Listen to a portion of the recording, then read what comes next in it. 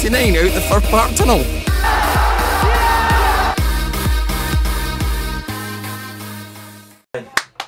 Glad all over, yes Right. And we're glad all over. It's Jamie and Goggsy. No Stephen, unfortunately, today. This is the Sports Branch. Bite-size edition because... Yeah, unfortunately we're only going to be on until about 22 because I unfortunately have got the hospital today. So it's a Sports Branch bite-size. Yeah, maybe we'll call it the Sports Snack or something. Why not? But everyone... 11s. Yeah, everyone will be glad all over. That was Dave Clark 5 that we've got playing on there in the background. We've got a very small show for you today, but we do have some very intriguing topics. Goggsy, Europa League 2, that's going to be one, and we'll discuss a little bit of Scotland. See as the dust has settled, I think we'll just start it back up again. Yeah, we'll let you listen to a little bit more of this tune since it makes me feel very happy on this Friday morning. Oh yes. This is what we play when we score. On the pars.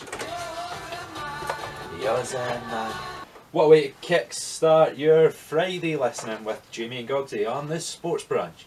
Make sure that if you want to get in touch with the studio, you're going on Twitter at Boom Scotland, Facebook at facebook.com/DropTheRoom, Instagram and Snapchat, the new social media platforms that we're using. Not very new in real life though. No. Instagram is Boom Radio Scotland and Snapchat is Boom Radio 5. So yeah, make sure that you're getting in touch with us across all of them. Today's theme for the music is going to be songs that play at football grounds when teams score. When the home team scores. Yes, so of course that was Glad All Over, the Dave Clark 5, which Dunfermline used when we scored. Dundee have used it as well. Yeah, Crystal Palace, they're famous for it. So yeah, that's going to be our theme today. We've got a couple more coming up throughout this hour. We'll kickstart off though, Goggsy, with a little bit of chat regarding Scotland. Yes, of course. So last week, December the 2nd, was it? Something like that. Five days ago would have been last. Yes, it was 5 days ago. Yeah, 5 days ago. I know. That long ago.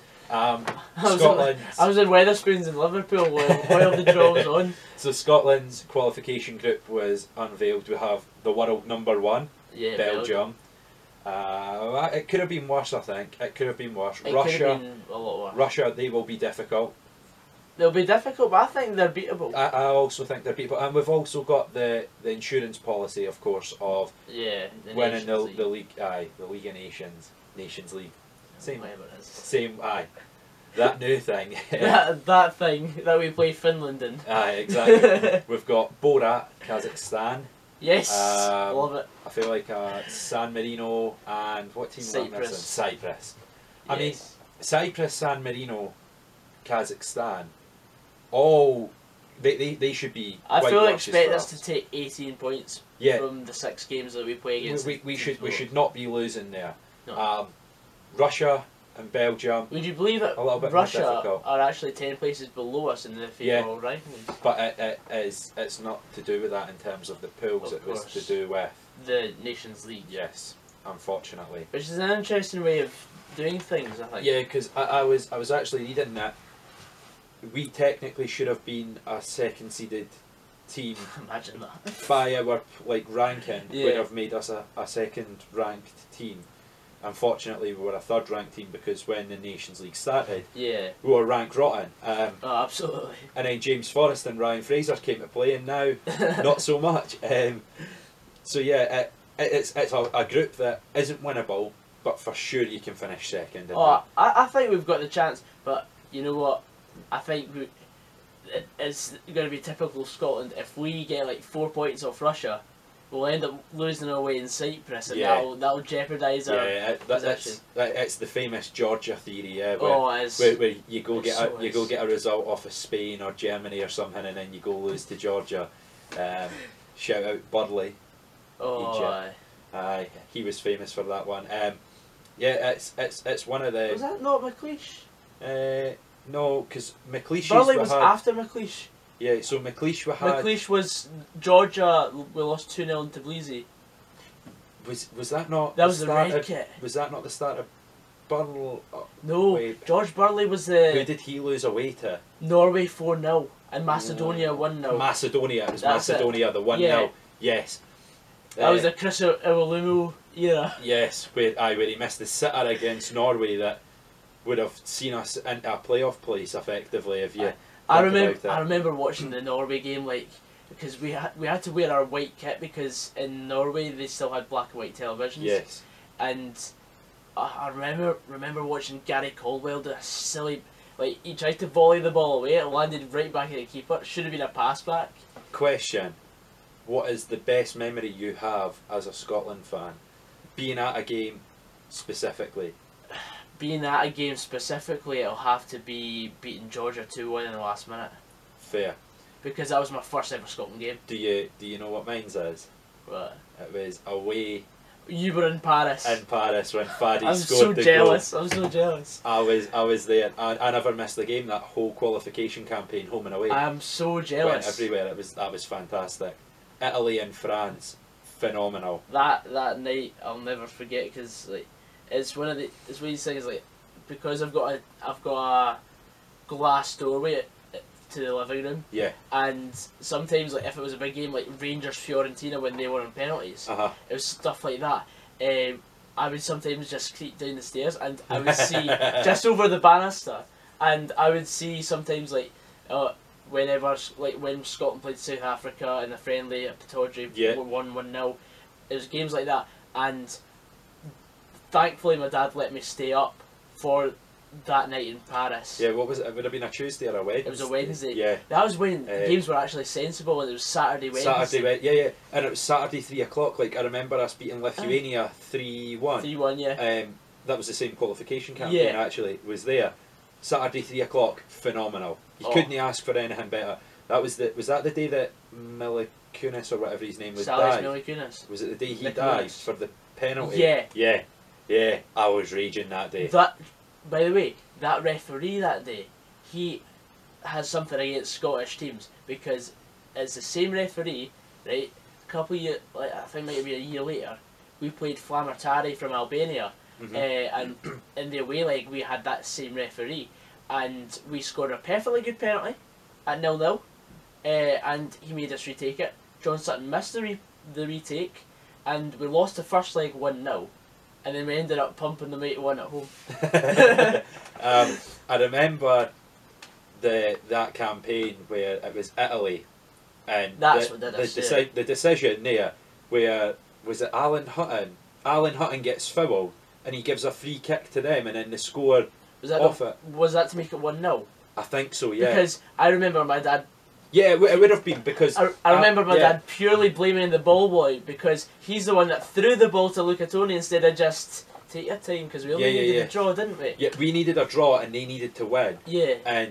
But the whole problem was that Alan Hutton gets fouled and the ref gives a free kick.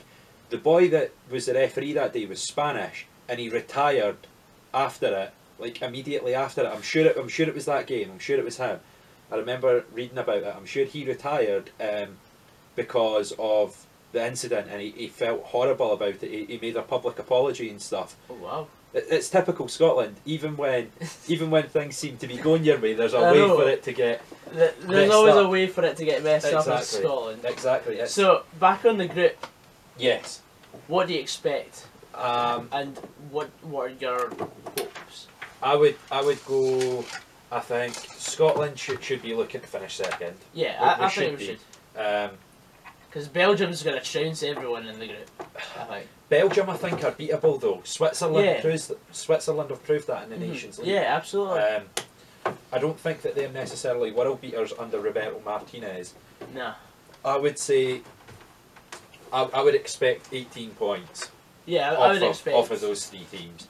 We can't have Liechtenstein situations with last minute Stephen McManus. I'm hoping though that we can get 21 points, because I think 21 points will be enough, because I think Russia might slip up as well. What I think is 18 points off the teams. Yeah. I'd expect 4 from Russia and at least a point off Belgium. What do you think of the fixture list as well? Because we start with those 3 teams below us, and we finish with those 3 teams below us. I think it's really good for us. Because we've got that middle 4 games. Yes, I think Belgium and confidence. Russia. If you've got 9 points out of 9, Yeah. I think confidence going into Russia and Belgium is we can beat them. Oh yeah. And then if you get a result off one, why can't you get the result off that? I do think that we seem to have struck gold with Scotland just now, I think. Yeah. Because so many players weren't playing, right? That when you add John McGinn's passing next to Callum McGregor's passing and work rate, when you bring Kieran Tierney back into that team, I think at right back is where he should be playing. Andy Robertson at left back, him at right back, do it. Why not? We've had plenty of other right back, or bring Alan Hutton back in. He's been phenomenal for Villa.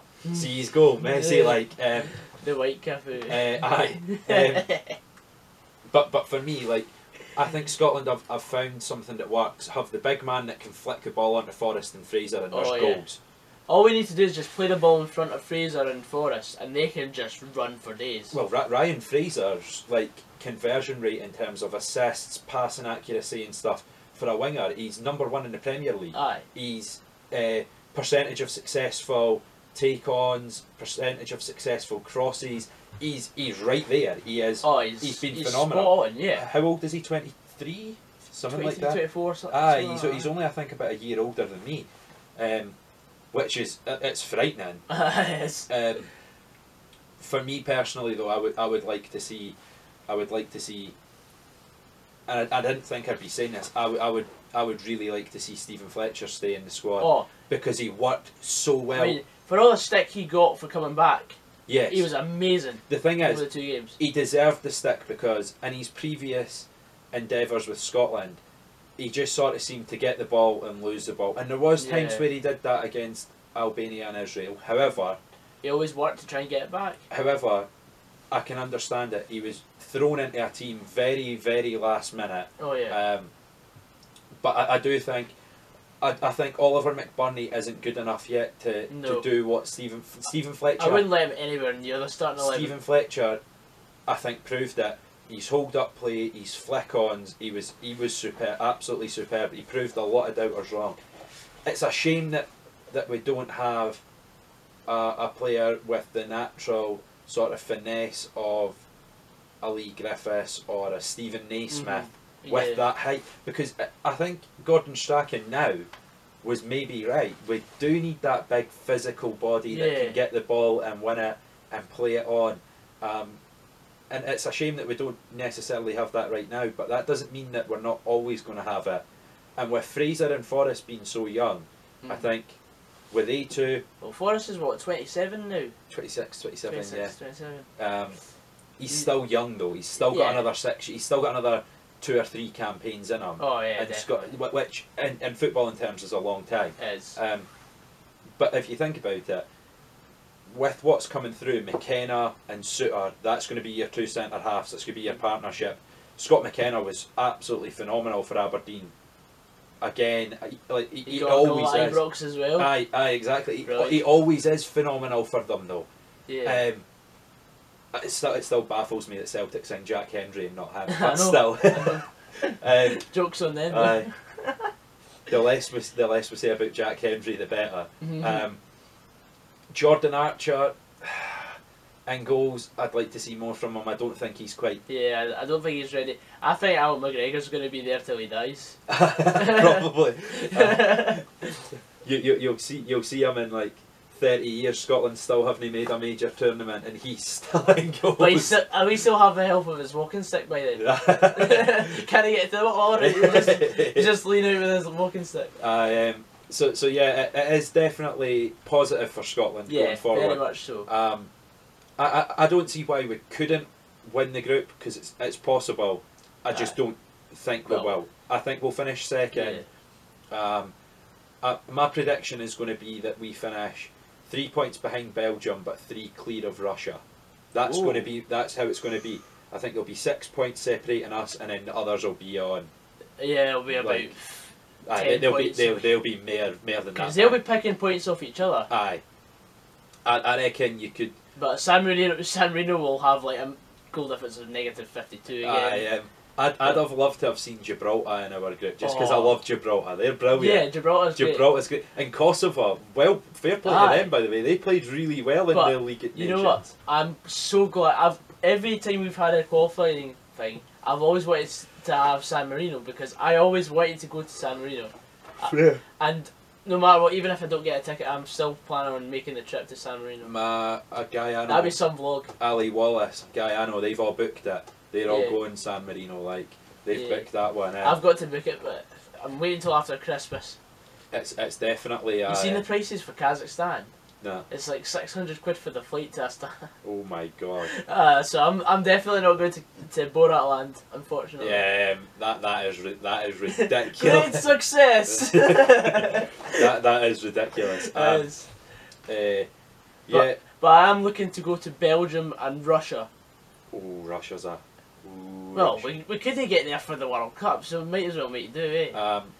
But Cyprus is also a possibility if we get enough points. I would like to see. I would really like to see Scotland have a good campaign. Oh. Could you imagine how nice it would be knowing that you've qualified already? Like. And we don't have to play Finland. Oh, that would be incredible. I bet. Although I reckon we would beat Finland. Oh, I think we would. It's the team that comes after Finland, Serbia or Romania. No, Serbia or who is the other team? This is embarrassing, Goggsy. We should know that. We should really know this. Who is it? So, because we finished with the best record out of all Finland. of them. No, Finland. we've got Norway. Norway, that's it. Is it Norway? It's Norway. I was thinking Norway, but because it was either Norway or Finland that had the worst winning record. Yeah, because we had. It was Norway that was third. Serbia were second. Yeah, because we had the best. Because they subtracted the record against the bottom team of the group. Yeah, because we obviously were in the team with 3. It's also how Albania managed to not get relegated. There was 2 teams from another group in Group 3 or Group C. Group C it was, Category C. That it was 2 teams from one group got relegated because Albania had a better winning record.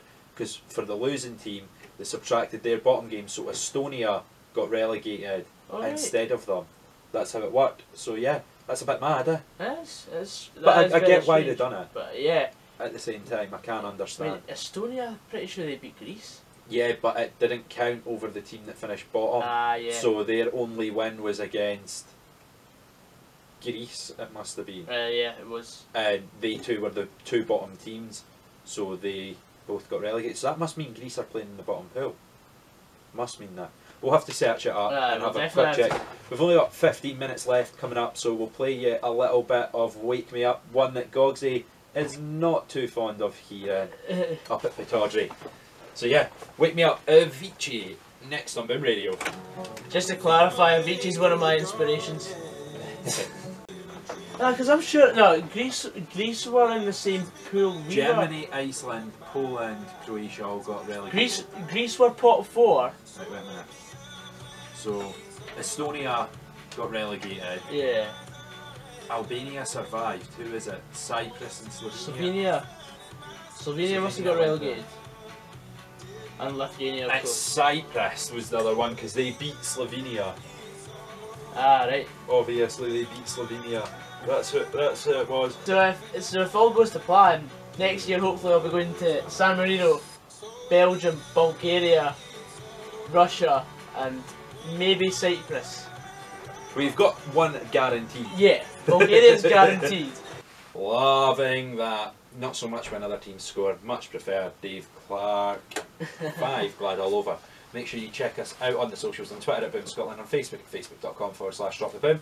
Instagram's Boom Radio Scotland and Snapchat Boom Radio 5. So we've got about 7 minutes or so until unfortunately I need to bounce. So it'll be ciao adios from me and ciao adios from Goggsy at that point. Yeah. But Goggsy, you brought up the topic earlier on Europa League 2, so let's have a little chat. I want to know what your thoughts are on it. So, if you want to give the listeners a quick little rundown on the Europa League 2 and the structure and stuff. what the idea of Europa League 2 is, like the tertiary competition from 2021 onwards. So basically, it's the teams that don't really make it to. It'd be a way for them to get qualified into the group stages of the Europa League, effectively. And also, it's good. I think they're going to work it the same way as the Champions League. So the way you parachute down to the Europa League. Yeah. So if you get knocked out of the qualifying stage of Europa League 1, you'll go to Europa League 2. Effectively, what it is it's like the old UEFA Cup and a Total Cup format, where they're two separate competitions, but if you win the Europa League 2, you're automatically in the group stage of Europa League 1. Yes. Whereas before, if you win the Total Cup, you just got qualification. Because there was like 11 winners from the Intertotal that went through. Yes. But what do you think of it? I think it's a bit silly.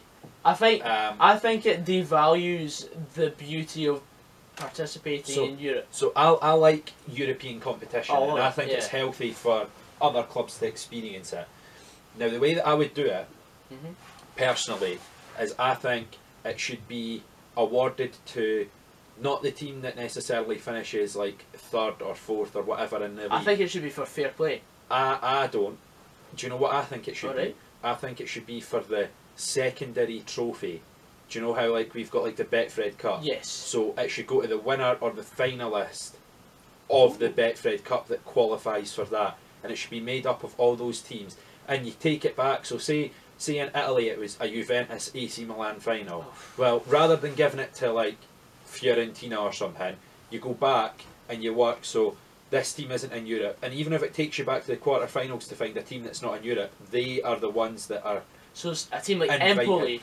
Yes, and I think you then give smaller teams that have no hope in their league another route to try. Because could you imagine, right? Just for saying sake, imagine Dunfermline got to the quarterfinals, say, right? As did Motherwell. Just for saying sake, right? Yeah. Both teams went out. Now the teams that were also in the quarterfinals with us, Aberdeen, Hearts, Hibs, they all make Europe anyway, right? Yeah. In some way, shape or form. At the end of the season, you could have a playoff between the two teams to see who gets that European place. I'd love that. It just brings a little bit more excitement. You're playing for something. So it's like it would be like the fifth team in Denmark against 9th in the Scottish Premiership. Yeah, it'd be brilliant. It'd be different, and it'd be great. Granted, it might not get as many viewers. The viewership might not be massive, but it still gives you an away day. It gives those smaller teams the opportunity to experience that. Like the best days of my life are going to Gothenburg and going to Hafnarfjordur in Iceland and watching my team play. Like it was phenomenal. Like that whole day of flying into Reykjavik and everything, and like which is a fantastic story. The plane didn't show up. We got on a bus to Glasgow airport, and then we got a flight from there. And you literally got in like an hour before kick-off.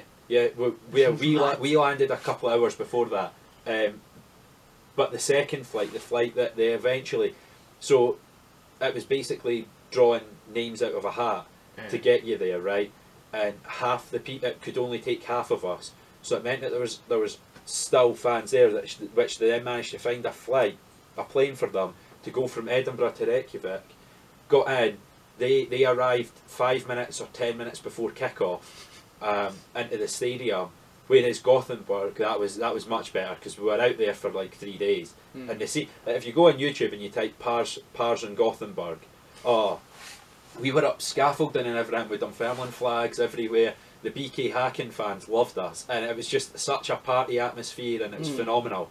And I would love for everyone to get those opportunities because I got them when I was younger, and I'm just annoyed that I've sort of missed that period when Motherwell were actually alright. It made my passion for my club that much greater. Because it brings everyone closer together. Just the experience of and like the amount of people that you meet, and that if I go to the football I still see, and I'll be like, oh hiya, or they'll be like, oh hiya Jamie, or I've not seen you since Iceland. Like the last time I seen you were like 8.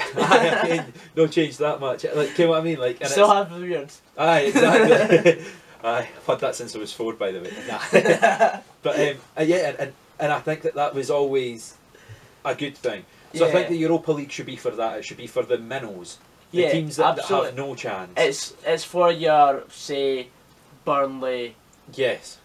what Connah's Quay in Wales, teams like that. Yes, your It shouldn't. Motherwells, your Kilmarnocks, your Livies, your Dunfermlines, like your whoever, Dundee, Hamilton, everyone has a The things I would do chance. to see us back in Europe, by the way. Oh, It'd be phenomenal. And do you know what I think should get a place? I think they should make the Challenge Cup something between all of non-league in England, all of Scottish football, including the Highland and Lowland League, and then your 2 Irish leagues and your Welsh League, and you make it a big tournament. Oh, that'd be amazing. That just lasts over the course of the season. You take a couple of days out. I don't think they should have it called the Ironbrew Cup then. No, and what it should be is you have a winner from England, a winner from Wales, a winner from Northern Ireland, Republic Island, Scotland. The team that say has the most collective wins or whatever, or the best record, gets a bye into the next round. You have 2 semi-finals, and then one team goes out. The 2 lowest play each other. One of them goes out. Top plays bottom in a playoff format, and then the winner overall gets a place in that competition. Something along those lines. Oh, that is a very interesting concept. Because then could you imagine, like, I don't know if you're a fan of Hartlepool Town and you make it to Europe, how amazing that would be for you. Oh, I know. That'd be absolutely I think that would be incredible. That'd be very good, yeah. So that is unfortunately all we've got time for. So for myself and Goggsy, it's ciao adios until next week. I just seen a banner there. Yeah. Yes. I'll leave you to save it if you want. Yeah, fair enough. Right, Goggsy-san. Right, cheers mate. I'm bouncing. Right, see you next week.